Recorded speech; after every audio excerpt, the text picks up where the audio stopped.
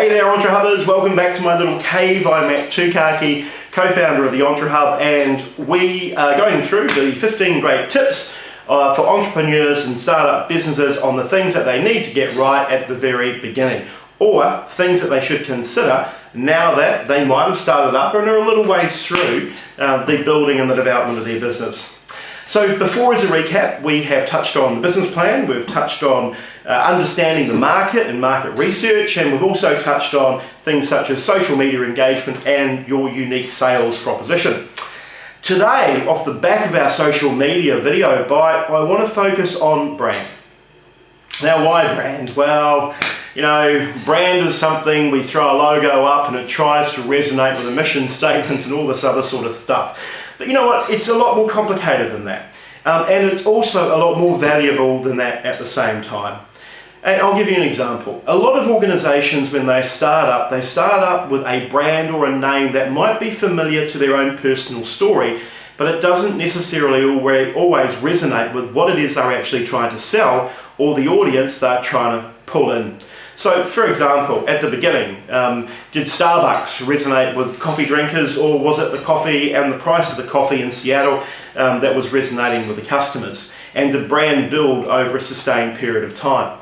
The same with Microsoft, or the same with Apple, or the same with Dell computers, and whatever the case might be. You'll find that brand develops over a period of time, but evolves from one very important focus, and that is consistency. So what is consistency in terms of brand? Well, take what I said when it came to the video bite on social media, where a lot of organizations are inconsistent in how they present their product or how they present their unique service proposition to the broader community. By having one different range of imagery or brand associated with a Twitter feed to something completely different that presents in both color and brand and imagery on the website, that again is different to how they present themselves on the Facebook page. So the first thing you need to make sure you do in all things, from the business card to the social media presence, to your website, to your product brochures, to the way that you advertise and you market yourself, is make sure that you are using the same consistent brand right across everything. Brand in terms of logo, brands in terms of quotes that you might use that can become associated with you, brand in terms of the hashtags that you'll use across your social media platforms, right down to the coloration that you'll use. Now, when the Entre Hub first started, we had our first iteration of a website, and to put it bluntly, one of our new members back in the day said that it looked like a gay disco, and what did a multicoloured, technicolor dream coat in the guise of a website have to do with entrepreneurship? Well, they were right. It didn't have much to do with entrepreneurship at all. It was the fact that we were trying to say building blocks and all this other sort of thing, and wouldn't it be great to have a lot of colours and be young and funky? Well, the truth is, it was wholly inconsistent. And so in the next iteration, we went down the path of building something that was more structured, that was more familiar, that resonated with news and publications and shared content and wealth and all of those different things in between.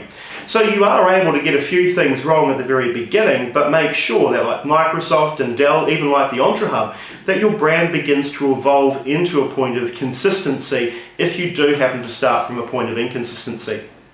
The important thing too is to ensure that if you do make a decision to change your brand, do it early on. Don't leave it when you've already built a large audience, because it becomes harder to actually reflect that change to a larger audience, but it's easier if you do it when you're still in the startup phase. So that's the other second thing I wanted to impart with you guys. The third thing about brand too is understand that it can be critical to the valuation, the future valuation of your business. Now, it's really important that you understand that, because brand valuation is little understood, and sometimes it can be equally, if not more valuable than your pipeline of sales if somebody's looking to buy your company. So remember, Entre Hubbers, brand consistency is fundamentally important.